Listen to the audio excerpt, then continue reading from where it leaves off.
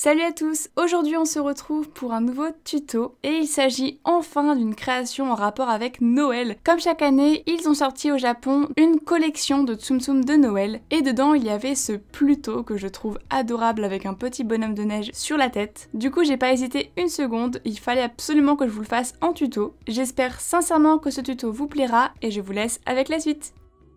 Tout d'abord on va couper en deux une boule de pâte jaune afin d'obtenir la base du visage. Une fois que c'est fait, vous appliquez un ovale de pâte blanche aplati, ça correspond tout simplement à son blanc d'œil. Et après ça, vous rajoutez deux pupilles de couleur chocolat.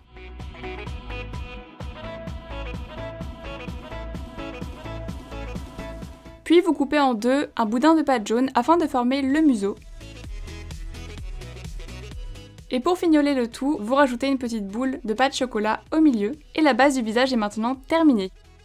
On va donc continuer avec le corps, vous coupez un boudin de pâte blanche et vous l'assemblez avec la tête que l'on vient tout juste de réaliser. Maintenant on va venir découper dans de la pâte blanche aplatie la capuche de Pluto.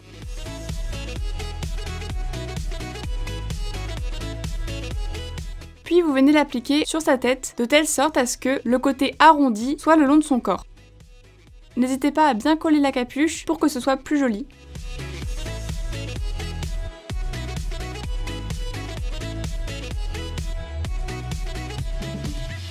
Ensuite, on vient former les oreilles. Vous coupez en deux un boudin de pâte chocolat et vous les appliquez à leurs emplacements sur les côtés de la tête de Pluto. Maintenant, on va s'occuper du petit bonhomme de neige qu'il a sur la tête. Il faut bomber contre notre plan de travail une boule de pâte blanche, puis on vient l'appliquer et le but c'est vraiment de la fondre le plus possible, donc il faut retirer toutes les démarcations.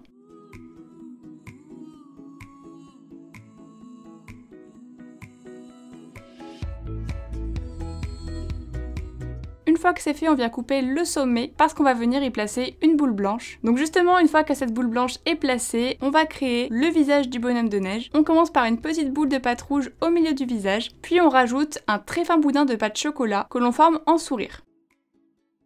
On n'oublie pas de faire les deux yeux bien évidemment, donc à l'aide de tout petits bouts de pâte fine au chocolat. Et on termine la tête avec son petit chapeau de couleur rouge. Du coup on a presque terminé le bonhomme de neige, mais il manque ses bras, donc on va venir les découper dans cette plaque de couleur ocre. Il vous suffit de découper la même forme que moi, vous faites ça 2 fois, puis il faut les cuire au four pendant 10 minutes afin que ça durcisse, pour ne pas qu'elles se déforment lorsqu'on va les disposer.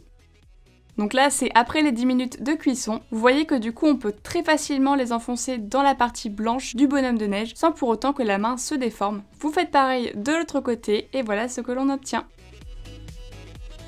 Après ça, on applique un boudin de pâte chocolat à l'arrière du corps afin de former la queue. J'ai utilisé un tout petit peu de film au liquide pour que ça colle parce que comme pour le Goupix d'Alola, j'ai cuit la création au fur et à mesure vu qu'elle est blanche en très grande partie.